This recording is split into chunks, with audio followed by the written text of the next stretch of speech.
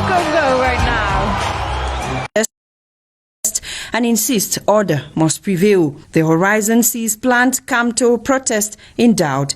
And indeed, Kamto failed again on municipal updates, then receives a heavy mockery sigh on Cameroon Tribune. Just when Cameroon insider mocks at the tsunami that never was, MRC supporters defy heavy security presence in Douala, Chang, Bafang, and march on the Guardian Post. But Kamto's plot to destabilize Cameroon receives nationwide backlash on the Chronicle Times. The Horizon then presents how Biya regime missed an opportunity offered by the Kamto planned protest to score political points. To the Crown, Cameroonians say Kamto stepped back from the precipice.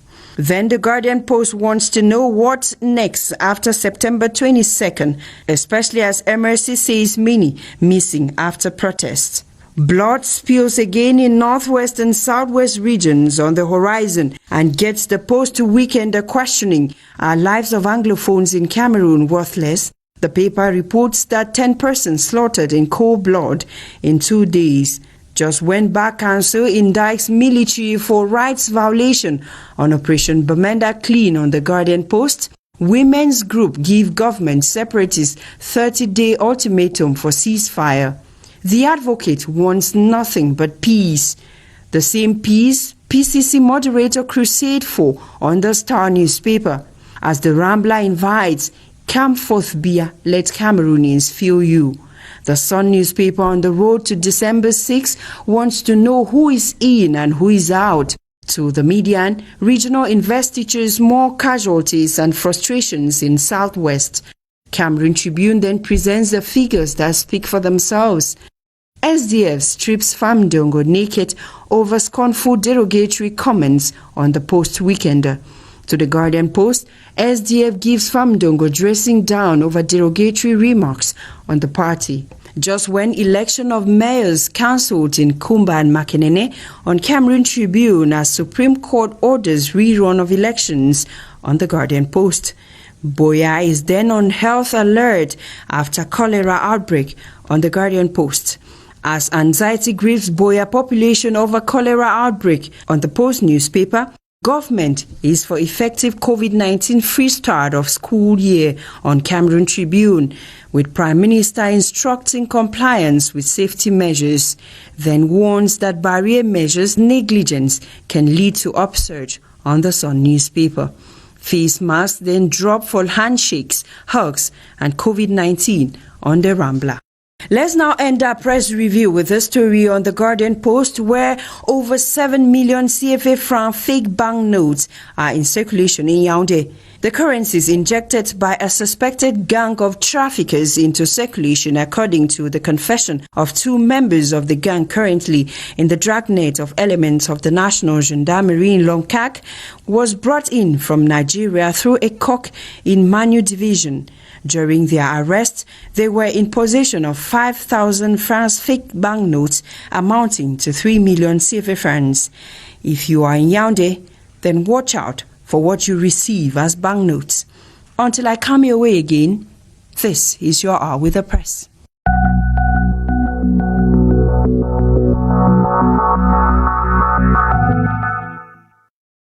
Thank you very much. Thank you enormously, Emanuela Vemni.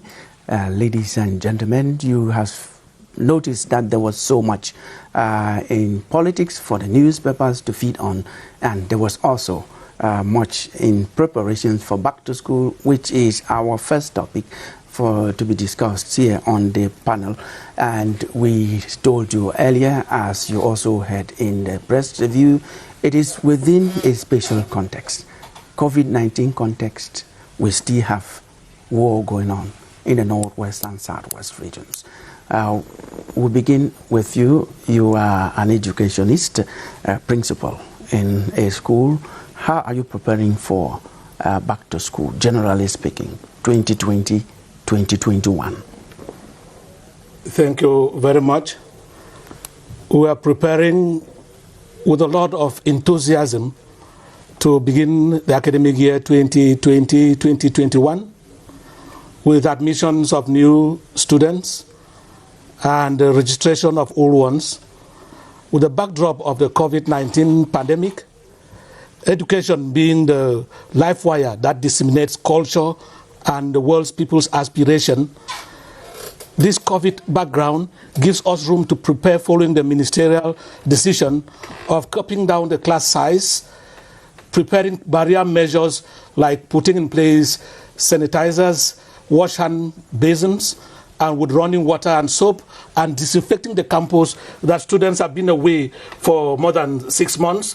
So we need to disinfect the campuses and get ready for the general opening resumption of schools. Thank you. You must have heard that what Mr. Keyaka Edward is saying is not peculiar to his school. It is what is happening in all schools across the country, because the pandemic, COVID-19, is a general thing. It affects the whole country. Charles, before we go into some of those things, how to prepare for COVID, as he's saying, because it's something.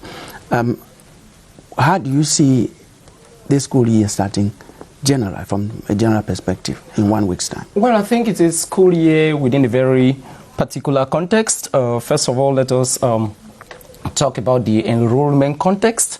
We are going to have roughly 11 million learners, about 6 million in the basic education sector. We are going to have about 4 million in the secondary education sector, about 1 million in the higher education sector. It is a school year and an academic year which will be taking place within the framework of multiplied crisis. The Boko Haram insurgency is not over in the far north region. We should always remember that. The sanitary crisis because of COVID-19 imposes new regulations that teachers that will be pressured. We have the debacle in the northwest and southwest. We are running almost 4 years of some doubtful effective schools in the northwest and southwest. And then there is another battle we have to fight, the social media battle of what is happening, whether this is Cameroon or not Cameroon. So there are times that a school will be going on maybe in the northwest and somebody is bringing pictures of 2016 and saying that schools are not. So there are multiple challenges within that context. Thank you. That is very insightful, Charles. To you, Paul Yombo, how do you see this school year within the context the two first speakers have situated? Looking at it, what could we do to make it hitch-free or to limit the stakes? Thank you very much. Well, to go a bit further back, before the beginning of the Northwest-Southwest crisis and before the sanitary crisis of COVID-19, the education system in Africa, in Cameroon in particular, already had a certain number of structural challenges that it has to face. The problem of infrastructure and the problem of the teachers. The student-teacher ratio is way too high as compared to what UNESCO suggests or what UNESCO proposes as a norm to educational systems. So this structural issue has only been accentuated with the security issues and with the health crisis that is going on right now. But at the same time, it has accentuated these problems. It also offers pathways for innovative and creative solutions thanks to the social media that Charles Ebouné has referred to, thanks to numerical digital solutions that can help multiply the centers for education and help reduce a certain number of issues and pressure on the teaching staff. So it's an ambivalent context which is marked by serious challenges, serious difficulties, but at the same time opportunities for innovation and for positive change. Thank you very much. Franklin Bayen, when I called you, you were in Limbe. I should tell our viewers that you have left Limbe, come to Yaoundé just for this program. You are on the ground. I don't want to use words that others use. You are on the ground zero. What's the situation? That should be a situational kind of report that you can give us about what's happening. In relation to back to school, and the situation in the health crisis or the socio-political crisis. The atmosphere. Okay. When I leave Yaoundé, when I'm in Yaoundé, I see relative response to the health crisis, I see a relative, and I say relative because I see something else down out there. Generally, people have given up or not taking any, the health crisis seriously anymore. The barrier measures have nearly all ground to zero. Ground zero. But even so, when I go down to the southwest, it's like COVID never happened, because there's very little that shows that people are concerned about it. The barrier measures are not there, and people don't see their neighbors dying in droves, so they don't believe that the crisis exists. Number two, sometime in August, there was an attempt by schools to organize holiday classes, and the ministries of education said, no way, you can't have holiday classes, and I think the reasons advanced had to do with COVID-19. Exactly. When I go to Boya, I see at least one school. I say at least one school because I couldn't check all the rest, but I see at least one school having holiday classes. So I'm asking myself, are we in the same country? Are we facing the same health crisis? Are the risks the same for everyone? Are the measures the same for everyone? And I do not know. But now, talking about the socio-political crisis, I used to hear that Limbe, for example, was an island. Spared somehow. Yes, no, Limbe is affected. Monday ghost towns are effective in Limbe, increasingly into the hinterlands, where you thought maybe it was a city center, downtown, that first felt it when it got to Limbe, because it wasn't there at the beginning. And you thought that the back streets or the hinterlands of Limbe were not affected, but right into the hinterlands. Even women who sell food in places as far away as Limbola don't sell on ghost towns. Yes. Now, let me just ask, we're fading out from that. That's not our concern today. Let me just ask you this question. You are from there. The respect for ghost towns, according to you and according to your analysis, is it for fear of being harmed, or it is a complicity with those who are actually calling it? You mean, is it the population afraid that if you coming out in staying home in protest, or are they afraid of the unknown? Yes. You have to conduct a survey to Thank find you. the answer. Thank you very much. We'll come back to you. You are the expert in this topic in terms of back to school. Let us take first of all the first point, COVID-19. One thing Charles raised also is that you will be having should be 3 shifts. We're talking about limiting the number of students who attend a classroom session. 3 shifts. How will you manage this to start? You have a challenge there. 50 students, and you have schools that have about 700, 1,000. Generally, the atmosphere is really a complex one, given that we've restricted the number of students per class, but the infrastructure is not there. And if we restrict the number and put them in streams, the difficulty would be carrying the same lesson for different streams at different times, and obviously the flow would not obviously be the same.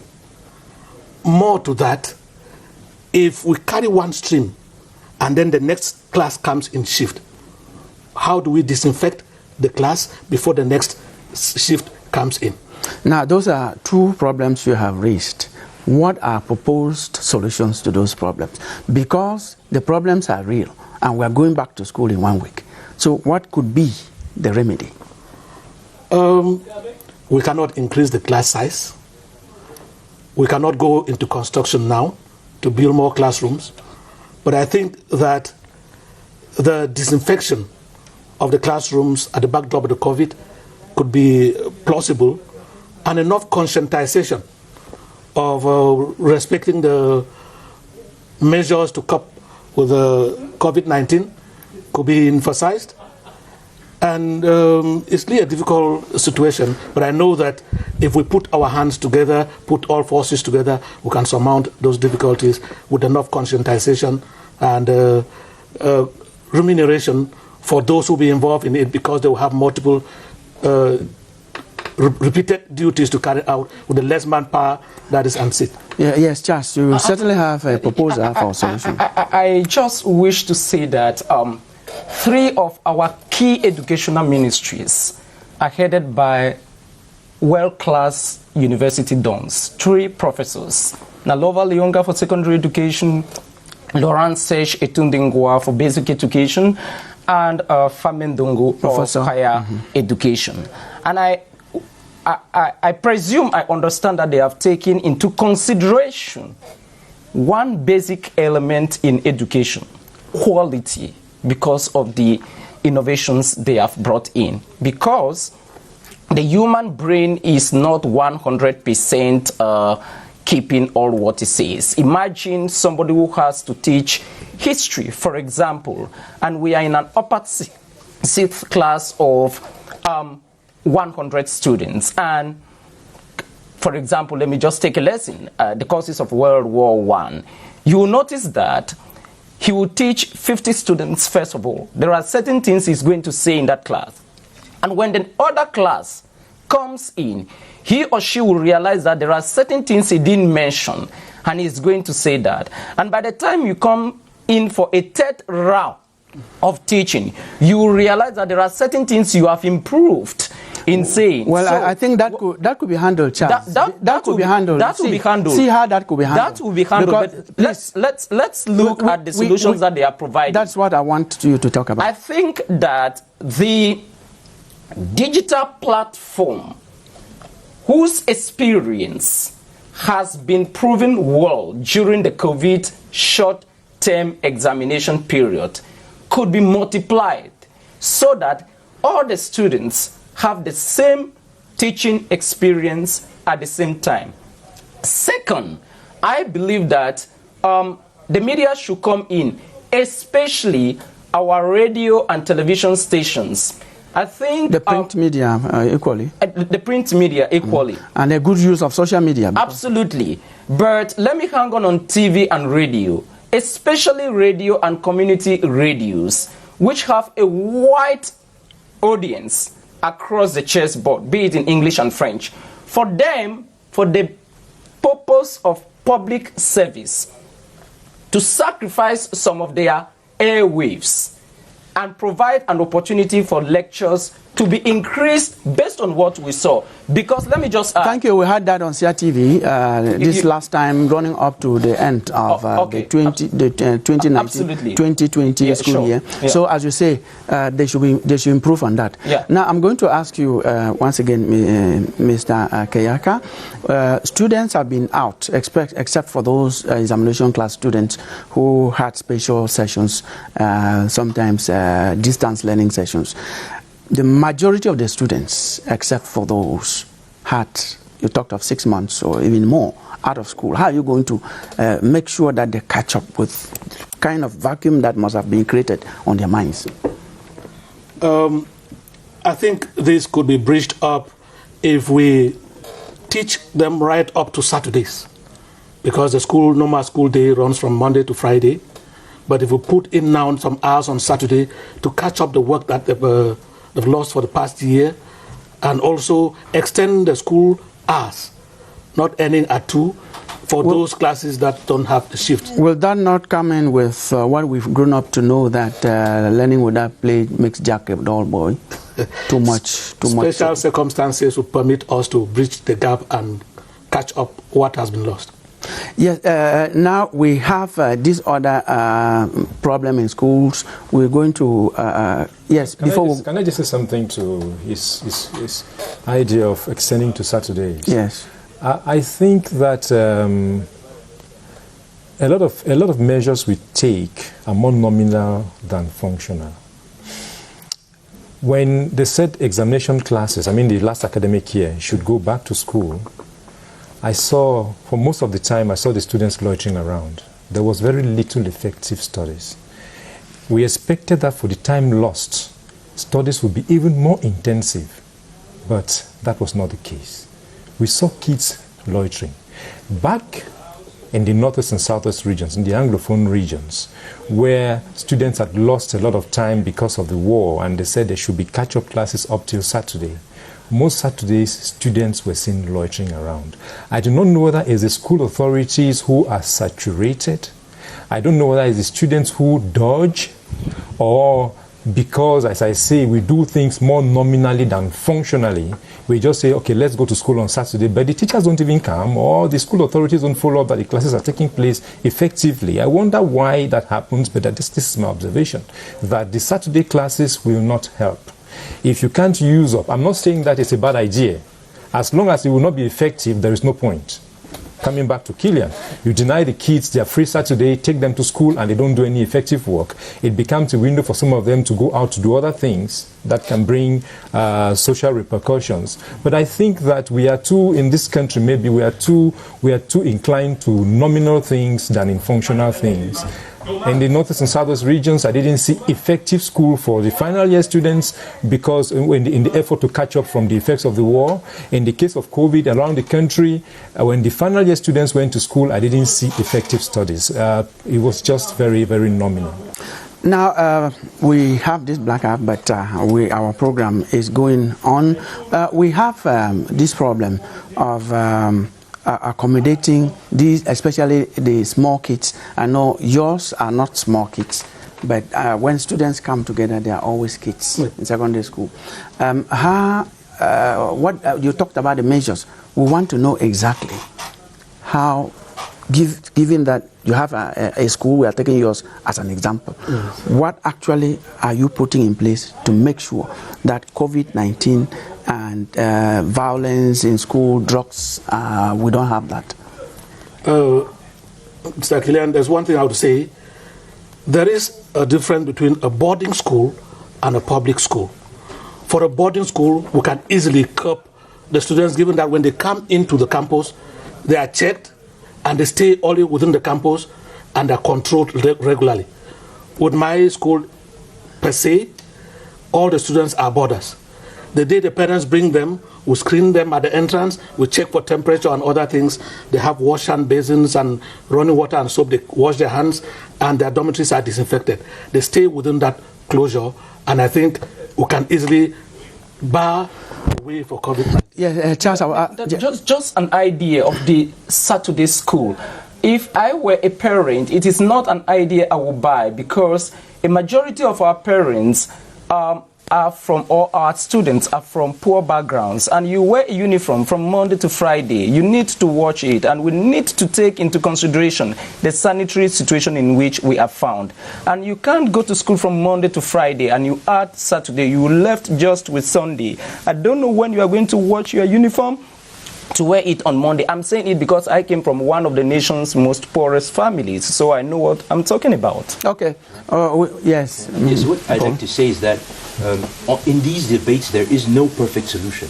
What we're trying to do is optimize in a situation of constraints. Exactly. There are multiple constraints. Exactly. First constraint is the health crisis that we have now. Yes. We need to apply social distances. We need to apply barrier measures to curb down the slope of the health crisis. That's the first point. Second point is the health. The security situation, and the third point is the limited infrastructure and limited number of teachers. So there's no perfect solution. The problem is to optimize and bearing that in mind, the idea of Saturday isn't such a bad idea. Okay. Thank you very much for that. Now, we're going to phase out of this topic, but you know, the crisis in Northwest Southwest is part of the problem when this school year, academic year subsequently start. We know so many of them left that way, what we used to know as Anglo-Saxon education. Yours is a school known to be. Can we still have those standards here? Are they not diluted in Yaoundé? Given that we know that the way it used to happen in the... it happens because we still have schools going on in Northwest and Southwest. Yes. Can I talk about my schools precisely? Your school is just an example. Oh, yes, I'll use as an example. The Anglo-Saxon values of education shows that we must bring up children to be self-confident, honest, faithful, disciplined, and truthful. And when those norms are put in place, no matter where the student comes from, we follow those norms, we will create better citizens for the country. So you have to be very strict? Very strict, following the Anglo-Saxon principles. As Captain Cotran puts it, there are 9 basic values that are inculcated in the children, in the students, as Anglo-Saxon background. Can we have some of them? We have self-confidence, courage, truthfulness, honesty, discipline, industriousness, critical reasoning. Okay, so thank you. Well, we have all of that. Thank you very much. We are going to move into our next topic, which is topical. Newspapers talk mostly about the fact that officially and unofficially there are attempts to destabilize Cameroon. And we have grown up being frightened just when we hear that the international community is condemning something. But with what has been happening in Cameroon, Charles Ibuni talked of the Boko Haram insurgency in the far north, in sub-Saharan Africa, many countries, Cameroon included. Now we have several areas of human rights violation. We have the crisis in northwest and southwest regions. We have the current issue at hand, which people call it a hot potato, the cause by MRC, CRM political party to destabilize the country. What is the role of the international community? That's what we're going to talk about. Hold your breath, you can't go away. But before we talk about that topic, watch this report by one of us, Ebenezer Akanga.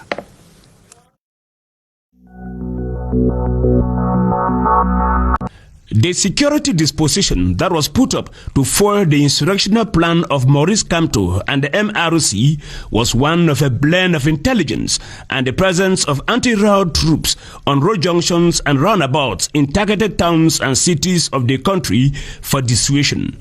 Though there was much provocation on the part of supporters of the MRC, the security forces handled what was a delicate situation with professionalism such that it did not degenerate. It is clear that the Cameroonian population do not accept anymore to behavior like a population who do not have any role in this country. The main goal is not only to protest against the electoral regulations, the electoral rules. It is not only to claim a peaceful resolution of the conflict in the northwest and southwest regions. It is clearly to obtain the departure of President Paul Biya. There are regulations in order to maintain security and stability when there is this type of threats of insurrection. Cameroon has several communities. If we have an open conflict in this country, it will be a chaos. To the political class, using insurrection to get to power is totally unacceptable in modern-day democratic society. This is primitive method. If you want to have the power, you have to pass through election. This is democracy. It's completely crazy because you shouldn't be going to the palace through violence, through insurrection, through uprising. CPDM does not like disorder. We like peace for our country. If he doesn't want to go to election, nobody will come and tell him to go by force. But we, militants of CPDM and our allied parties, we will all go for this election. NUDP party will participate in the regional elections. The civil society does not only strongly condemn the diabolic plan, but it is mobilizing to make the plan fail. We are in this meeting to say no to destabilization, no to insurrection. Call on our fellow youth to stand aloof from all attempts at insurrection and the destabilization of our country. Both the political class and civil society in Yaoundé therefore call on Cameroonians not to take part in an insurrection that would destabilize state institutions and plunge the country into chaos.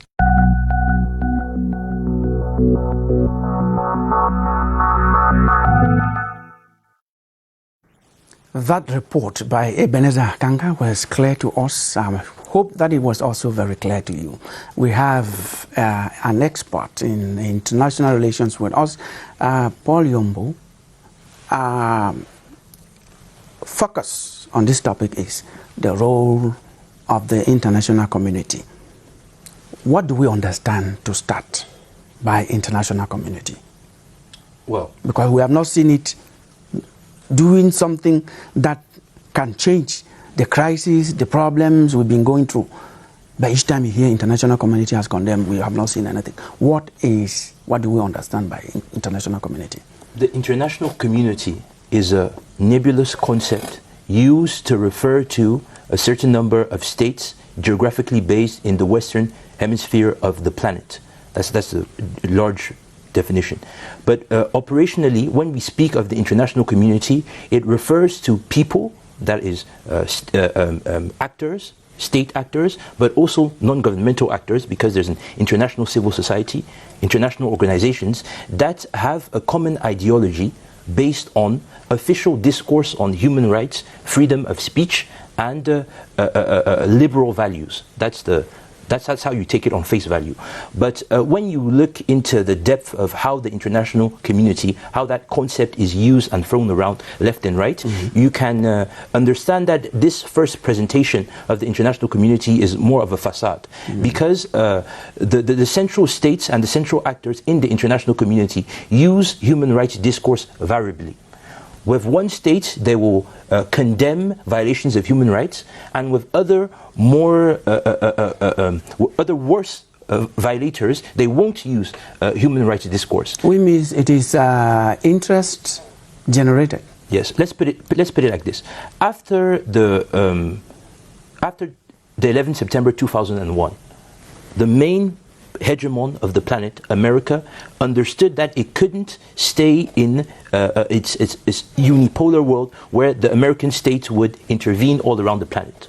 So there was a geopolitical shift from unipolarity to multipolarity with emerging states. And the weakness of the hegemon, because historically the weakest hegemon in the history of humanity is the American state compared to other former hegemons. So America needed allies to continue to impose its order on the global scene. And that is what led to what is known as the international community now, which was earlier called the free world. So it's a front, in fact, for global, liberal, and American interests. So if we were to understand at the level of the common man, yes, the international community doesn't actually mean a force that people can counter. The international community is a group of interests. That's how you should place it. When the international community has interest to act in a country, it will find an alibi. The alibi can be human rights discourse, or they can completely sideline human rights discourse and intervene directly. We have seen cases like that where they have fabricated proofs. Anthrax, which was shown by Colin Powell at the United Nations Security Council, fake anthrax to justify an intervention. So the alibi is human rights discourse. The reason is geopolitical interest. Now, we also have this concept which goes side by side: international community, international society. Yes, that's an academic debate, and the idea, to put it very simply, is that when you say society, it supposes that there's a certain number of rules. When you say African society, Western society, there are rules that characterize and define the society, and which makes you understand that, okay, here I'm moving from one society to another. So speaking of international society presupposes that in the international arena, there are a certain number of codes and rules that people have to follow. Whereas speaking of an international community, the accent is more on the idea that we have something in common, which is the international scene. And so those who talk of international community, they are more in an anarchical perspective, where there's no rules, where there are no rules. Charles, yes. When do you hear of international community? From what he has explained, do you see the international community actually pulling the strings to fix problems? Taking the example of Cameroon, because we have had so many problems, and we have had condemnations of so many branches of international community. It depends on which ideological bench you are sitting. But let me just use the FIFA metaphor. The FIFA is the largest gathering in the world, 211 members. In reality, that is the international community, plus about 35,000 non-governmental organizations which operate globally, plus 10 million national NGOs. But to be concrete, I'm a journalist. He's an expert. To speak to my mother in Manyemen, The international community is when London representing the UK, when Washington representing the United States, when Paris representing France have spoken, plus those who are their surrogate, those who support them. In an expression, they call them neocons, conservatives, people who don't want a certain order to change. And there is one element that binds them, democracy. From that you can deduce human rights and whatsoever. So they believe that the world should be seen from their perspective. And coming to Cameroon, the moment you don't sit and watch things from that perspective, based on what they want to get, be it oil, be it regime change like it happened in Iraq in 2003. So no matter the number of people that secessionists will kill in the northwest and southwest, it is of no value to them because it doesn't serve a certain agenda. There is no human rights violation when my junior brothers, my sisters don't go to school in Babesi or Furawa. There is no problem. There is no problem insofar as Boko Haram executes children in the far north and deprives them from going to school. There is virtually no problem because there is a particular agenda which has been set. But the moment the military of the Biya administration in a Regalian or Republican principle, let me talk like Professor Elvis Ngole, attempts to maintain the territorial integrity of the nation against terrorist organizations, all reports are produced on Planet N. And from there, you can quickly deduce what is at stake. Is it regime change? Do we want to change power? Do we want oil? Do we want cocoa? Do we want... That's correct, Charles. Thank you. Are you just not implying, saying that what is happening here in Cameroon, because that's the focus of the page. Let me just take the MRC, the demonstration, the 22nd of... And link it briefly with what you've said. Let me just take the 22nd of September events. You realize that all those non-governmental organizations that described Saddam Hussein, Gaddafi, that's how they pronounce it in Arabic, as a dictator, you must leave power. All those international organizations backed the position of those who called for a protest march, even though the laws of the land said if it is not approved, you don't take it. And they produced all kind of terrible images, plus the one of 22nd September 2017, which they published on their official Facebook. So from there, it is simple. You understand that this is where they are going. Franklin Bain. What Yombo and Ebone have said. Well, nice to know that Ebone's mom lives in my village. We'll take good care of her. Manyamen is a very hospitable place. We're glad to host your mother. What the two of them have said is true. What is odd about what they're saying, linking to the question about destabilizing Cameroon, is giving the impression that there are some holy boys, some holy guys running the affairs in Cameroon, and some evil guys called international community are plotting to destroy them. So maybe a holy war is at stake. But these persons who are in power, President Paul Biya, his ministers, the government that's been in power since 1982, is a creation of the international community.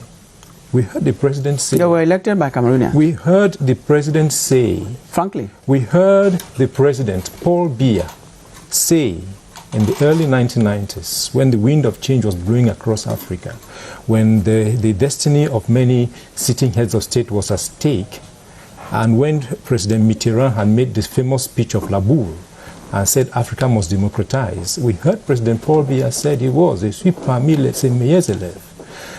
He is a creation of France. Is it bad to have mentors? Mentorship that's exactly. Is it bad? I am saying. Did I say anything is wrong about it? I'm saying what they said is true. What is odd is giving the impression that there's some holy guys running their affairs in Cameroon and some evil guys called the international community are coming to disturb their peace. And I'm telling you it is false, because the government in place is a creation of the international community. We know, of course, and so nobody has said it was false. Bemukong wrote in his book Prisoner Without a Crime and talked about the lawyer who came to defend Ernest Ouandi. who was sent out of the country. And by Ahidjo, sent by the socialists of Francois Mitterrand. And only so when this UPC was, I think they still are, socialist. I'm talking about an alliance of the 1960s and 70s. That this thing is not new. We're making it sound like some evil guys have come with horns and tails and they want to come and destroy Cameroon. That is how the world functions. You're either in it or you are not in it. And if you benefit from it, suffer from it too. Edward Kayeka. I was going to say, I didn't finish, that lawyer was sent here by Mitterrand, and because of the treatment given to that lawyer, Mitterrand had a grudge against Ahidjo, and when the time came, he implemented it and brought Biya to power. In the report, no, Charles, please, Charles, you say it.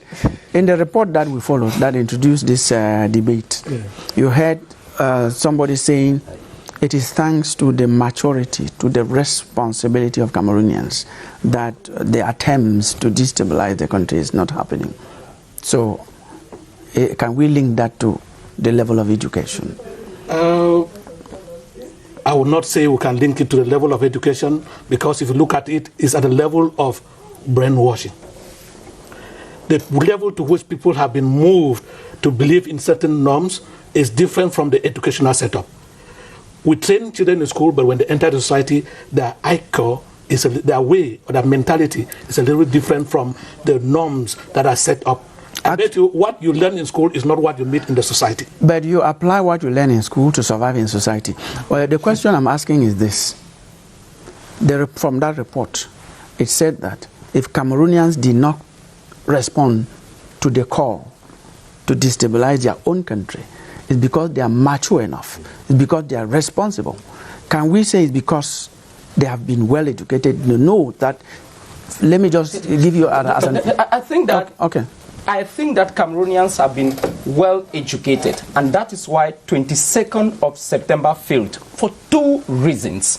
One. Did it fail? It failed. How did it fail? Can I explain myself? Because when you said that go ahead, is a product of France, you're not explaining to him. Go ahead. You have the right to your opinions.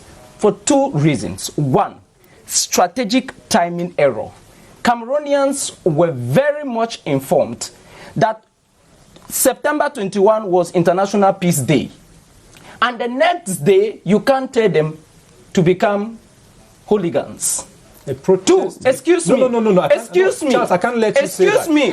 When you said President Biya was installed on power, this is very serious. By France, I didn't oppose you. No, let me tell you. So if you want to talk, I leave the stage and you talk. This is very serious. But I believe that you should allow me express my own point of view. Let him end. In pursuit of academics, and academics is truth. Can I complete my statement? There are lots of young people. Can I finish my statement? Look up to you. Can I finish my statement? That a protest is violence. Protest is an expression. It's not violence. Let him finish. Yes, Charles. I just wanted that clear. I did not kick your idea of being installed. It wasn't a favor. It wasn't a favor. By the way, there was a constitutional mechanism for that. It wasn't a favor. But I cannot let you say that a demonstration is violent. Let Charles finish. On Peace Day, there are demonstrations. Let Charles finish. It was a strategic timing blunder.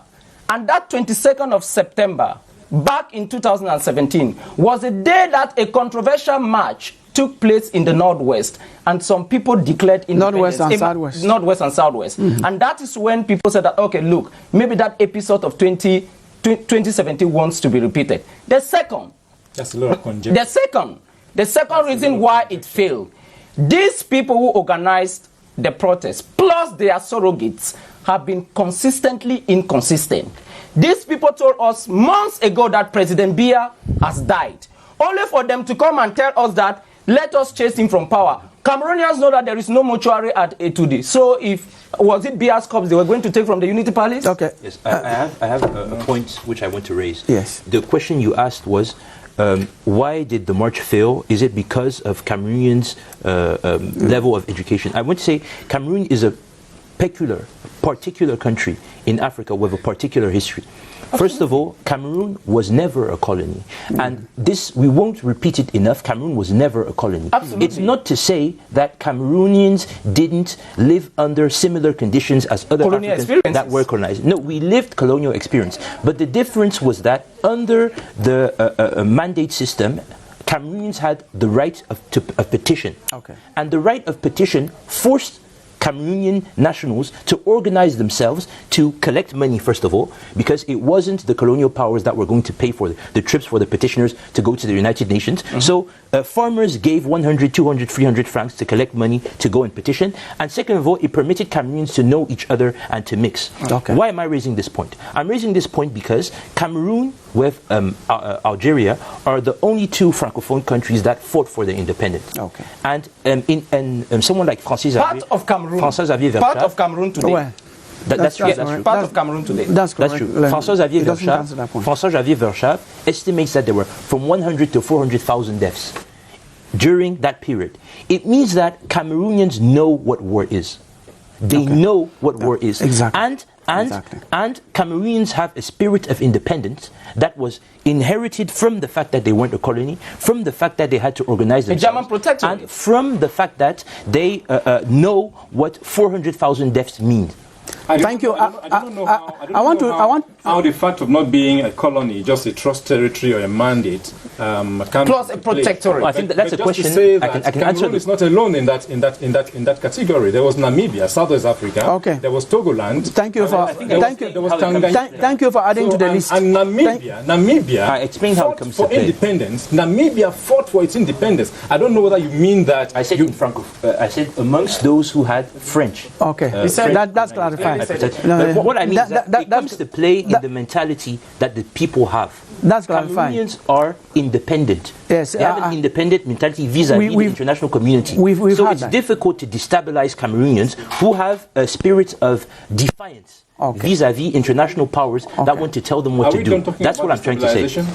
No, that's what we're talking about. That's what we're talking about. Have grievances. It takes the international community to come and destabilize. Now let me when Cameroonians express themselves over their grievances, it is the international community that is coming to destabilize Cameroon. It sounds very silly. The people signing the communiques are not Cameroonians. To have is Mr. people of a certain standing. The lawyer is he a Cameroonian? These are the same people who wrote the letters. So when Namibia fought for its independence, Cameroonians are very much aware that this country will not become like Bani Wali or Misrata in Libya. That is a point you have to take. Now that is fear-mongering. Are you saying that anywhere people rise up to ask for what is rightfully theirs, it's the international community that is trying to destabilize the country? Is that what we are saying? Okay. Out of topic. I am out of topic? I'm sorry. It's the topic that was coined. That's not the topic that was coined. Isn't that the topic? No, it's the role of the international community. Destabilization coming from? Are we talking about Cameroonians rising up to ask for the right, or the international community? Uprising.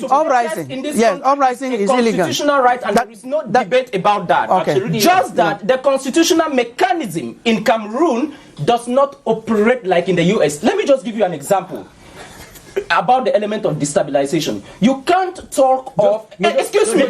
Demonstrate the destabilization Let me demonstrate how was Cameroon going to be destabilized in a demonstration by Cameroonians? You cannot, in 2018, in the heart of the worst crisis the nation has ever known, a division as it is today, as worse as it was in 2018, you go in for an election, and you come in 2020 when the atmosphere is already clear, and you say that, okay, let's hold a protest march. Are you talking about the of a president? Because it doesn't the question we are here for is destabilization by the international community. Please. How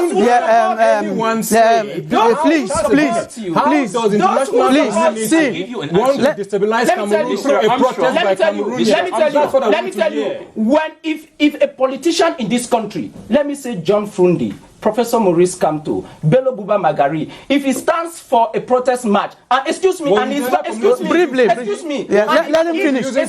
finish. When he finishes, I will give you the floor. If a politician in this country calls for a protest march, and he's backed by the Lamido of Ngaoundere, the fund of Fonfuka, Ebune will listen. I will not pay attention to a letter backing a politician from Amsterdam. Okay, that is said. Washington. Yes, that is said. I have not heard how the international community